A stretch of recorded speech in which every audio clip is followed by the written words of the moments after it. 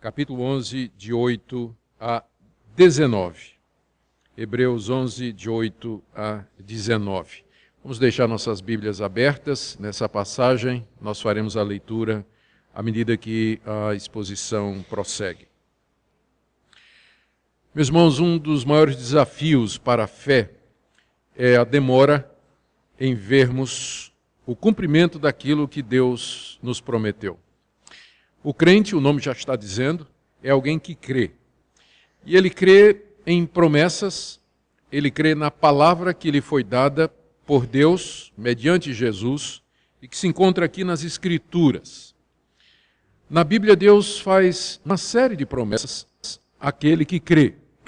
Deus promete perdão, Deus promete nos receber como seus filhos, Deus promete nos dar o Espírito Santo, Deus promete nos abençoar, Ele promete a vida eterna, Ele promete a ressurreição dos mortos, Ele promete que um dia Jesus Cristo vai voltar e que esse mundo será transformado, Ele promete que a história vai ter um final feliz e que Ele vai triunfar ao final. Ele promete que nós moraremos no novo céu e na nova terra, onde habita a justiça, promessas, promessas, promessas. O crente é alguém que acredita nisso e vive por isso, mesmo que estas coisas ainda não aconteceram na sua vida, ou pelo menos algumas delas. E a demora para que estas coisas aconteçam é um fator para que muita gente desanime, muita gente questione se Deus existe, se suas promessas são verdadeiras, se a Bíblia é confiável. Não são poucas as pessoas que se encontram confusas, porque um dia após o outro, a mesma rotina, o sol se levanta, percorre o céu, se põe, amanhã vai ser a mesma coisa, entra ano, sai ano, tudo parece ser igualzinho como sempre foi, e aí não são poucos os que começam a desanimar. Agora, acrescente a isso as coisas dando errado. Imagine que, além das coisas parecerem exatamente as mesmas, e as promessas parecem não se cumprir, além disso, além da demora, você começa a enfrentar problemas aqui. As coisas dão errado, você tem inimigos, as pessoas não lhe compreendem, você fica doente, você perde seu emprego, dificuldade financeira. Então, as pessoas ficam de fato muito abaladas na sua fé, vivendo num mundo como o nosso, que parece ser governado pelo acaso, onde as coisas parecem acontecer sem uma razão, onde não há um sinal visível de Deus ou do cumprimento de algumas de suas promessas, onde há conflito, confrontação e assim por diante. A carta aos Hebreus foi escrita para um grupo de cristãos que estava passando por esse momento de desânimo. Eles eram judeus que tinham crido na mensagem do Evangelho, que tinham recebido Jesus como Senhor e Salvador e estavam enfrentando a oposição de outros judeus, judeus estes incrédulos, que os perseguiam, caluniavam, denunciavam e, quando possível, maltratavam, torturavam e, provavelmente, há casos, inclusive, de morte. E esses judeus que tinham crido em Jesus estavam começando a pensar se eles não tinham tomado a decisão errada em largar sua antiga religião, o judaísmo, onde eles estavam confortáveis, e ter acreditado nesse Jesus que era pregado por pessoas como Paulo, Pedro e tantos outros. Porque se Jesus de fato é o Salvador, por que é que eles estavam sofrendo tanto? Deus não deveria ter ficado alegre porque eles acreditaram em Jesus, e Deus então não deveria ter tornado a vida deles mais fácil e uma vida mais feliz?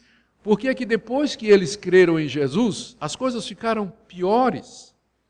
E as promessas que foram feitas de que em nome de Jesus eles herdariam o reino de Deus, que um dia Cristo voltaria para ser Senhor e Rei desse mundo, a demora dessas promessas, como fica tudo isso?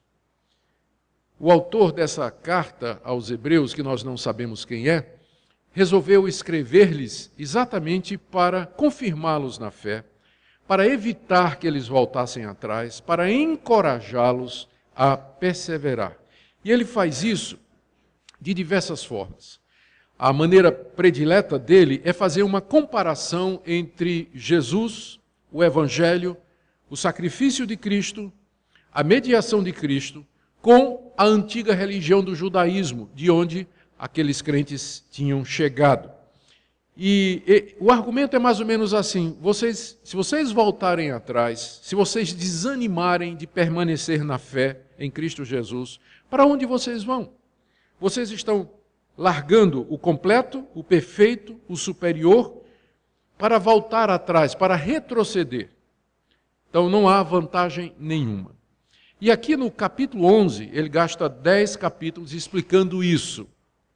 E quando ele chega no capítulo 11, ele começa agora a mostrar o que é a fé. A fé não é uma coisa mágica que faz com que tudo de bom que Deus prometeu aconteça na nossa vida quando a gente quer. A fé, ao contrário, é a capacidade de você continuar a confiar em Deus, mesmo quando tudo parece dar errado e mesmo quando as promessas dele parecem demoradas em seu cumprimento. Ele começa o capítulo explicando isso com as seguintes palavras: a fé é a certeza de coisas que se esperam, a convicção de fatos que não se veem. É isso que é fé. A fé, ele continua, no verso 3, nos leva a entender que o universo foi formado pela palavra de Deus, de maneira que o visível veio a existir das coisas que não aparecem. E no verso 6 ele diz: sem fé é impossível agradar a Deus, porque é necessário que aquele que se aproxima de Deus creia que ele existe e que se torna galardoador, ou seja, recompensador daqueles que o buscam. Fé, portanto, é a certeza de coisas que são ainda futuras e invisíveis, que elas existem e que elas acontecerão, porque Deus as criou, Deus as prometeu e Deus no tempo certo haverá de fazê-las. A questão não é a fé, mas o Deus que prometeu estas coisas. O Deus que não pode mentir, o Deus que é todo-poderoso, o Deus que é capaz de cumprir tudo aquilo que prometeu.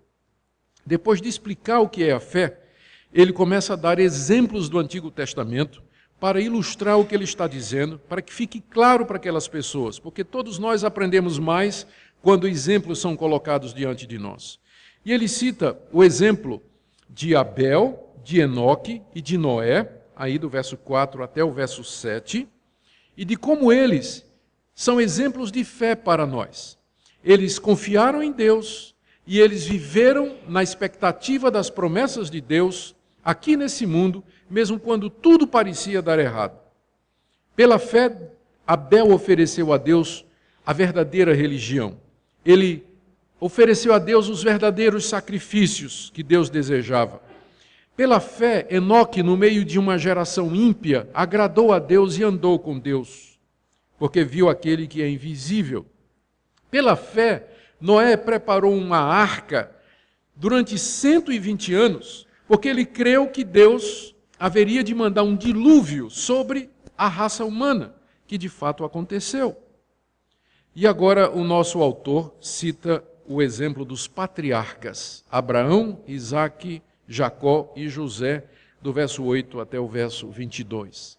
Agora pela manhã nós vamos ficar apenas com o exemplo de Abraão, que vai do verso 8 a 19, porque Abraão ele gasta tanto tempo tratando de Abraão, porque Abraão era o pai da nação de Israel, é considerado o pai da fé, o pai dos crentes, o amigo de Deus. Então ele sabe que os seus leitores conhecem a história do patriarca Abraão, por isso ele se concentra aqui na figura de Abraão. Vamos ler então.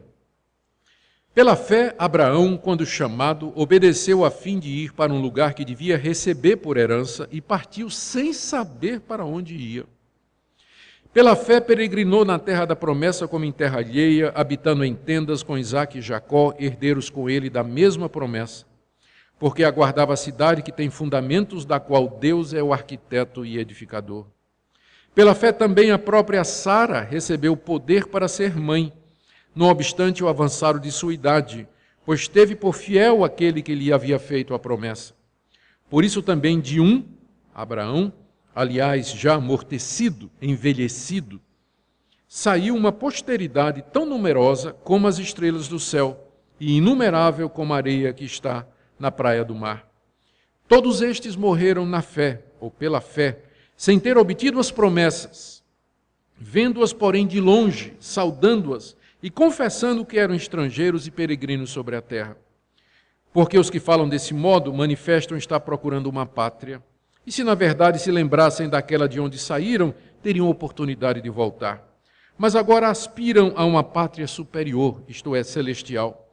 Por isso Deus não se envergonha deles, de ser chamado Deus deles, porquanto lhes preparou uma cidade. Pela fé, Abraão, quando posto à prova, ofereceu Isaque. Estava mesmo para sacrificar o seu unigênito, aquele que acolheu alegremente as promessas. A quem se tinha dito, em Isaque será chamada a tua descendência. Porque considerou que Deus era poderoso até para ressuscitá-lo dentre os mortos, de onde também figuradamente o recobrou.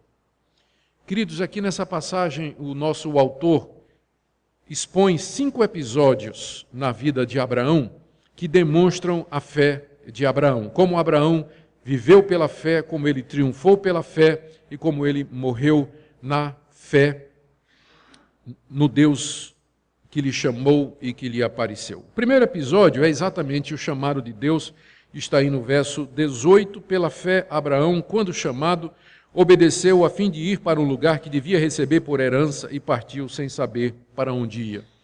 De acordo com o livro de Gênesis e outros livros do Antigo Testamento, Abrão era um caldeu, ele morava na Mesopotâmia, na cidade de Ur, ele era um pagão e ele era um idólatra, ele adorava outros deuses, ele não conhecia Deus. Um dia, inesperadamente, soberanamente, ele tem uma visão. Deus lhe aparece, esse Deus que ele não conhecia antes, porque a Bíblia diz que Abraão era adorador de outros deuses e ele vivia no meio de um povo pagão. Uma interpretação muito antiga do nome de Abraão, que eu não concordo com ela, mas não deixa de ser interessante, é que em hebraico, Abrão significa pai das elevado, pai elevado.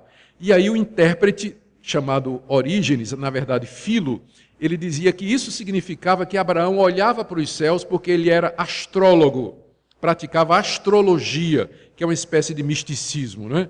Então, era isso que o nome Abrão significava, aquele que olha para o céu, para contar as estrelas, para predizer o futuro, adivinhar a sorte, o destino, através do movimento dos astros. Tal era Abrão.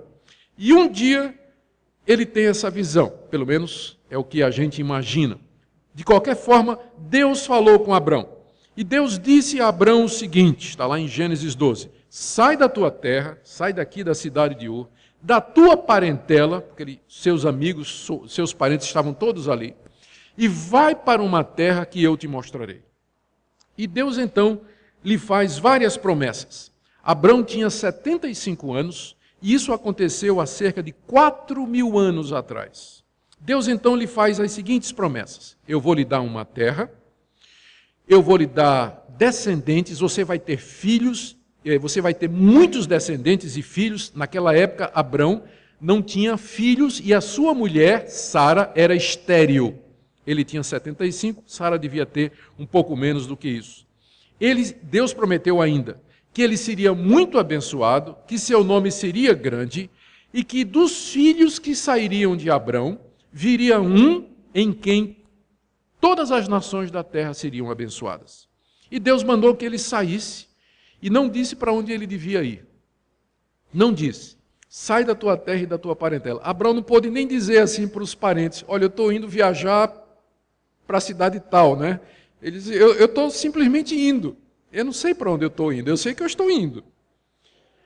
Eu sei que eu estou indo. E ele partiu sem saber para onde ia, e nisso consistiu a sua fé. Que ele obedeceu a Deus, mesmo sem ter todas as respostas e sem saber todos os detalhes.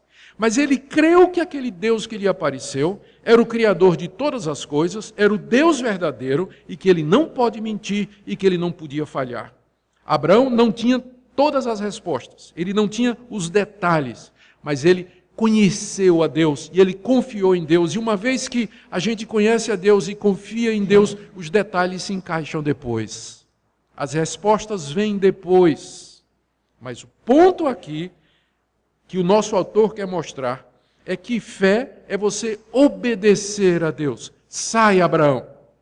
É você obedecer a Deus. Não porque você sabe para onde você vai, mas porque você confia naquele que vai te levar lá. É isso que é fé. O segundo episódio da vida de Abraão é o tempo que ele passou peregrinando naquela terra. Está aí nos versos 9 e 10. Pela fé, peregrinou na terra da promessa como em terra alheia, habitando em tendas com Isaque e Jacó, herdeiros com ele da mesma promessa, porque aguardava a cidade que tem fundamentos, da qual Deus é o arquiteto e fundador. O Antigo Testamento nos diz que depois de vários anos, finalmente Abraão chega na terra de Canaã, que é a terra que Deus prometeu. Só que quando Abraão chega na terra, ela já está ocupada. Não era um jardim sem ninguém morando, esperando para Abraão tomar posse. Mas a terra já tinha dono, e lá moravam 7 nações, heteus, jebuseus, amorreus, filisteus. A lista é grande. E Abraão chega naquela terra e Deus diz, é essa a terra que eu vou te dar. Mas, Senhor, ela já tem dono. O dono de tudo sou eu. Fui eu que criei todas as coisas. Eu vou te dar essa terra. Essa é a terra. Mora aqui. E Abraão, durante anos a fio, sem possuir um palmo de terra ali, com exceção de uma caverna que ele comprou para sepultar sua mulher, ele morou em tendas. Em tendas. É uma figura do peregrino. O peregrino não tem uma cidade, ele não tem uma casa, ele mora em tendas. Ele passa um tempo no lugar, levanta a sua tenda, desarma a barraca, põe as coisas em cima dos camelos e dos cavalos e vai, anda, acha outro lugar, desembrulha tudo, arma a tenda, passa ali um tempo. Abraão morou em tendas, de lugar em lugar, ali na terra que Deus disse, essa terra será tua. Ele morou em tendas, sabendo que era o dono daquilo ali. Ele e os seus descendentes. E em que consistiu a fé de Abraão? Exatamente isso. Que ele confiou que Deus haveria de lhe dar aquela terra.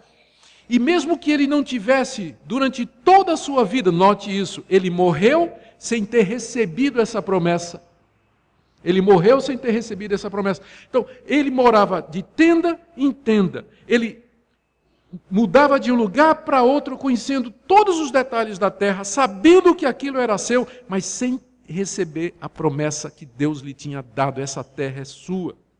Então, o fato dele morar em tendas é mostrado aqui pelo autor de Hebreus como um exemplo da sua fé. Você morar numa terra que você sabe que é sua, mas ainda não. Então você vai viver em tendas. Abraão não queria comprar um pedaço de terra, porque Deus tinha dito que ele, Deus, daria aquela terra para ele, e não seria um pedaço, mas toda também. E aqui o nosso autor diz no verso 10 que, na verdade, Abraão estava olhando para além da promessa, e esse verso é muito importante. Diz aí no verso 10 que Abraão aguardava a cidade que tem fundamentos. O contraste aqui é entre ele morar em tendas. Quem já acampou sabe como é tenda. É extremamente frágil. Rapidamente você arma e desarma. Você põe ela em qualquer lugar. Ela não tem fundamentos. No máximo a tenda é presa na terra por argolas em estacas enfiadas no chão. Abraão morava em tendas, mas o que ele esperava, diz o verso 10, era a cidade que tem fundamentos. Uma cidade permanente, uma cidade para sempre, uma cidade sólida, da qual, veja o final do verso 10, Deus é o arquiteto e o edificador. Abraão morava em tendas que ele mesmo fez, mas ele esperava a cidade que tem fundamentos que Deus haverá de fazer. Já naquela época, Abraão esperava a cidade celestial, o novo céu e a nova terra, a habitação final, a morada dos justos, o templo de Deus glorioso em toda a eternidade, onde nós iremos adorá-lo. E nisso consistiu a sua fé. O terceiro episódio está aí do verso 11 a 12 e tem a ver com o fato de que Abraão creu na promessa. Essas duas primeiras têm a ver com terra, não é? Esse terceiro episódio tem a ver com o filho. Lembra que Deus prometeu terra e descendência. Abraão era velho, sua mulher também. Muitos anos se passaram ali em Canaã e os filhos não chegavam. Estavam ficando cada vez mais velhos e Sara era estéril. Um dia Deus apareceu e prometeu que dali a um ano nasceria o filho que seria o herdeiro das promessas. Sara riu de incredulidade, mas depois, o episódio, a Bíblia nos diz, ela se arrependeu da sua incredulidade e riu de alegria. Tanto é que o nome da criança é Isaque, que significa riso. Ela veio a crer que Deus haveria de fazer com que ela, uma velha, estéril, teria filhos já em idade avançada, com um marido de quase 100 anos. Verso 11. Pela fé também a própria Sara recebeu poder para ser mãe, não obstante o avançado de sua idade, pois teve por fiel aquele que lhe havia feito a promessa. Por isso também de Abraão, aliás, já amortecido, no grego é quase morto, já mortificado, uma referência à idade. Ele era tão velho que já estava com o pé na cova, né? Quer dizer isso mais ou menos. De já com o pé na cova, saiu uma posteridade tão numerosa como as estrelas do céu e inumerável como a areia que está na praia do mar. Quando o autor dessa carta a escreveu, a nação de Israel tinha milhares e milhares de membros. Os judeus estavam espalhados pelo mundo todo e eram todos descendentes de Abraão. Mas na época que Deus disse a Abraão que os seus filhos seriam uma grande nação, Abraão, velho, com mulher estéril, sem condição nenhuma. Fé é você crer que Deus dos mortos pode trazer vida e que Ele pode fazer o impossível. Foi pela fé que Abraão e Sara ganharam o poder de gerar um filho, que seria aquele herdeiro das promessas e que, através de quem Deus traria o descendente que haveria de abençoar o mundo inteiro. Esse é o terceiro episódio que mostra a natureza da fé. É você crer em Deus, mesmo quando aquilo que é prometido parece impossível. Parece uma impossibilidade. Mas a fé, como eu disse, não é uma questão de possibilidade, mas do Deus em quem ela se apoia. No Deus que criou todas as coisas, que do nada trouxe à existência tudo o que existe.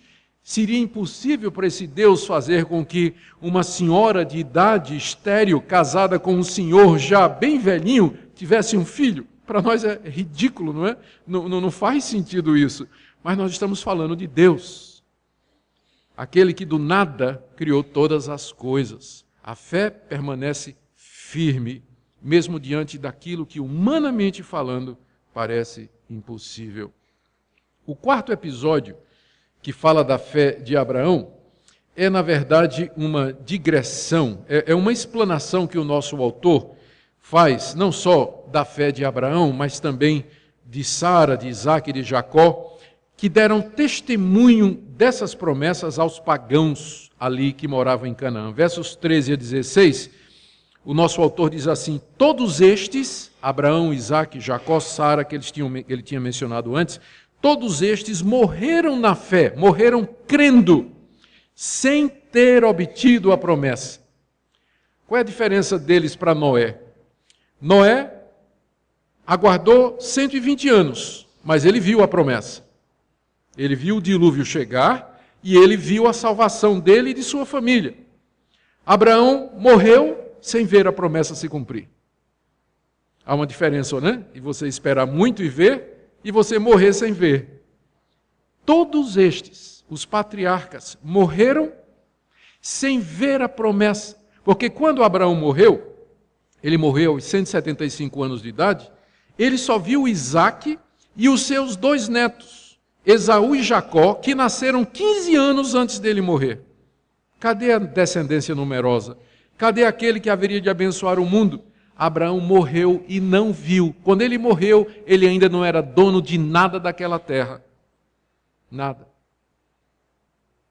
Mas ele morreu confiante, ele morreu na fé. Ele não desistiu, ele não voltou atrás.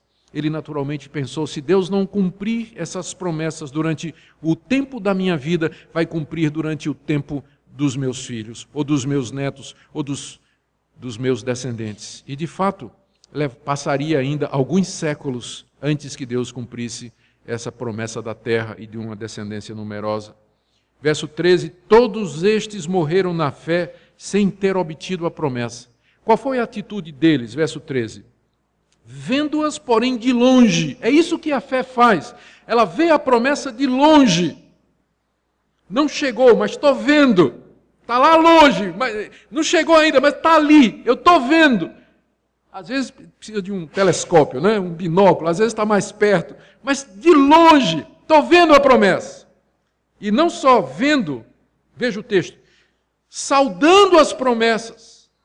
Ó Deus, louvado seja o teu nome, saúde essas promessas, porque haverei de recebê-las, elas são bem-vindas no tempo do Senhor, quando o Senhor quiser que elas se cumpram. E confessando, agora aqui, e confessando a quem? Aos pagãos. Há vários episódios lá no livro de Gênesis em que Abraão, pelo menos há um, em que Abraão fala aos heteus em que ele diz, eu sou peregrino aqui. E confessando que eram estrangeiros e peregrinos sobre a terra. A fé faz com que a gente se sinta assim, peregrino e estrangeiro. Esse não é o meu lar. Eu estou vendo pela fé o meu lar. Ele está longe. Eu saúdo e eu confesso que eu estou só de passagem por esse mundo. Apesar de que tem crentes que parece que quer morar aqui para sempre, né?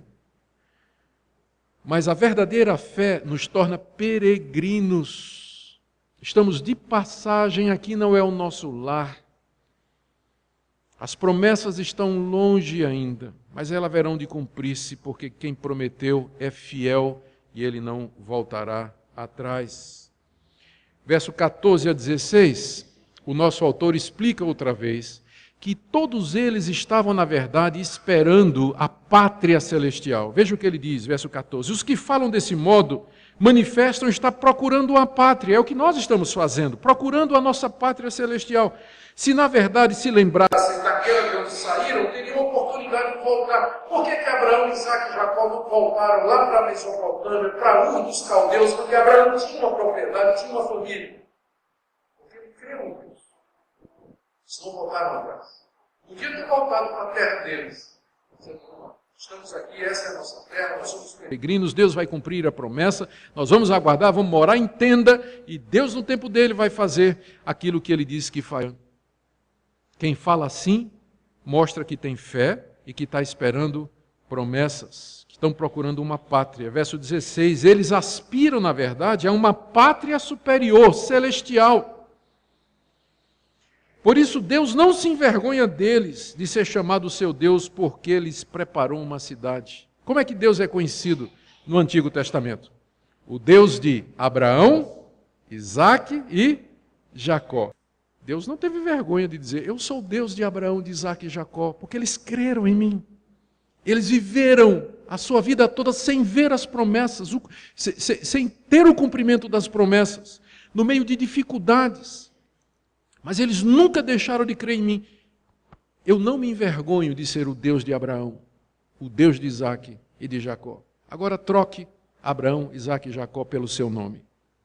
E faça a pergunta, Deus se envergonharia de dizer, eu sou o Deus de ... Que nós não sejamos um motivo de vergonha para Deus, como os que retrocedem na fé, como os que desanimam, como os que desistem, como os que voltam atrás, mas que nós fiquemos firmes, como quem vê o invisível, porque, como eu disse, embora o capítulo seja sobre fé, mas na verdade é a respeito de Deus. Quem é Deus? Ele é o Deus que fez todas as coisas. Ele é o Criador, Ele é o Todo-Poderoso, nada lhe é impossível. 1000 anos aos olhos dele é como o dia de ontem que passou. Ele tem o tempo dele.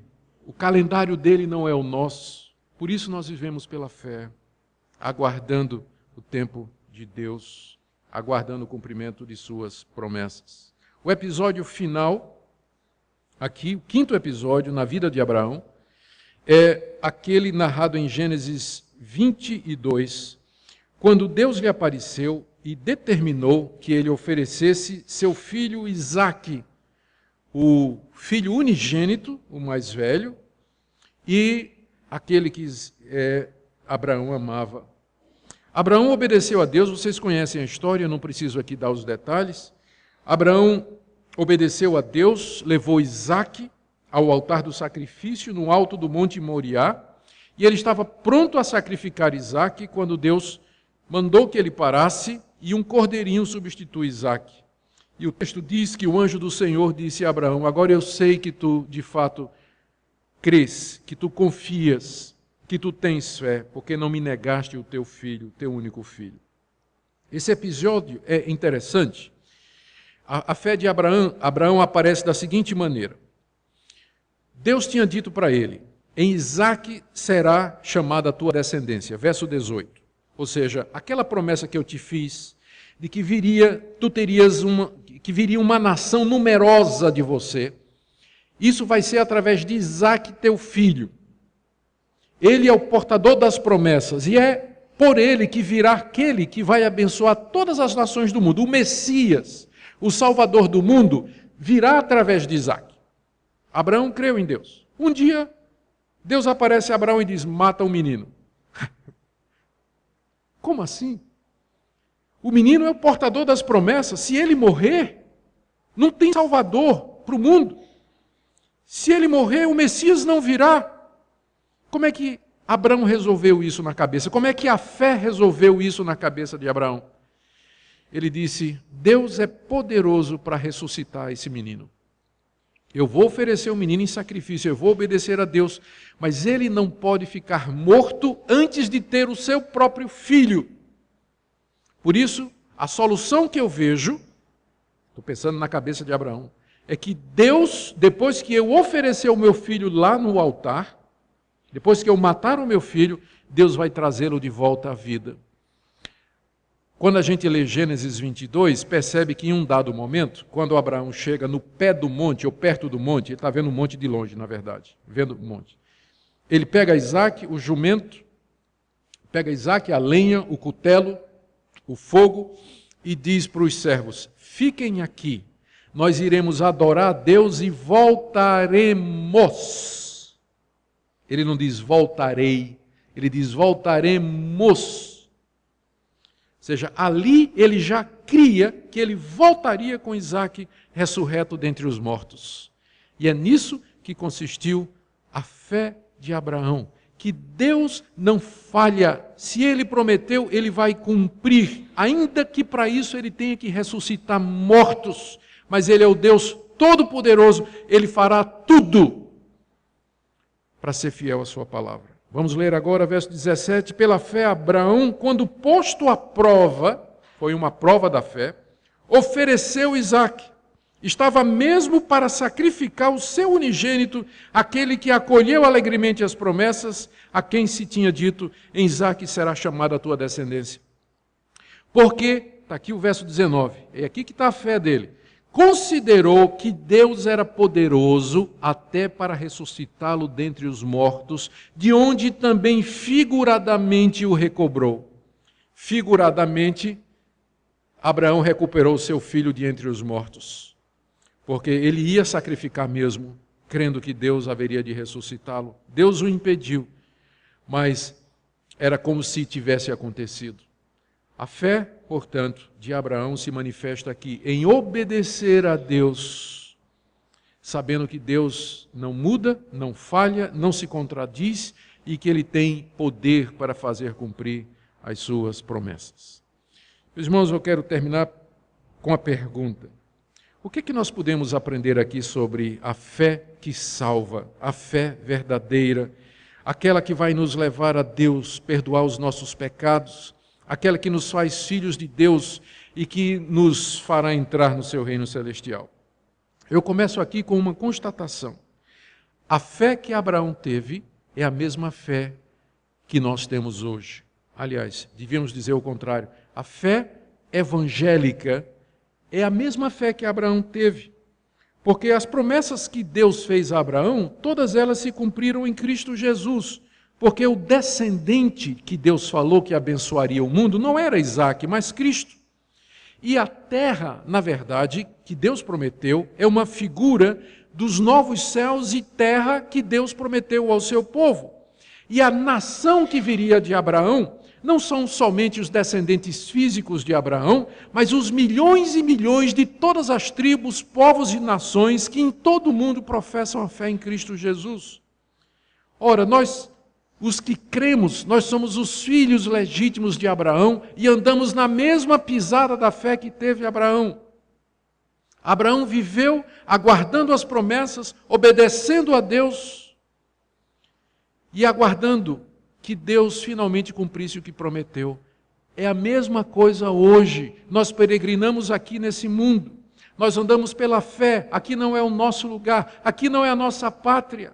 Nós aguardamos os novos céus e a nova terra que Deus disse que nos daria. Aguardamos o retorno do nosso Isaac, que é Cristo, o Salvador, filho de Abraão. Dito isso, observe que a fé que salva, a fé verdadeira, primeiro, ela produz obediência a Deus. Ela produz obediência a Deus. Não é somente você acreditar aqui, você entender o Evangelho, mas ela muda a sua vida. Ela leva você a obedecer, mesmo quando tudo parece ser contrário. Abraão obedeceu, mesmo quando não tinha os detalhes, não sabia as respostas. Ele saiu de Ur, peregrinou em Canaã sem voltar para casa, ofereceu seu filho. Fé produz obediência a Deus. Segunda coisa que eu queria dizer é que a fé, ela nos torna peregrinos aqui nesse mundo. Moramos em tendas, ansiamos pelo que é eterno, isso nos leva a nos desapegar do mundo e de suas ilusões.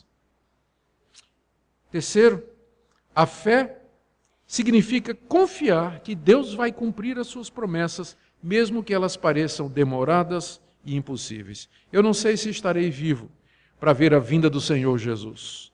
Eu não sei se... Alguns acham que a renúncia do Papa e um meteoro na Rússia já são, assim, sinais de que o fim do mundo é amanhã, não é?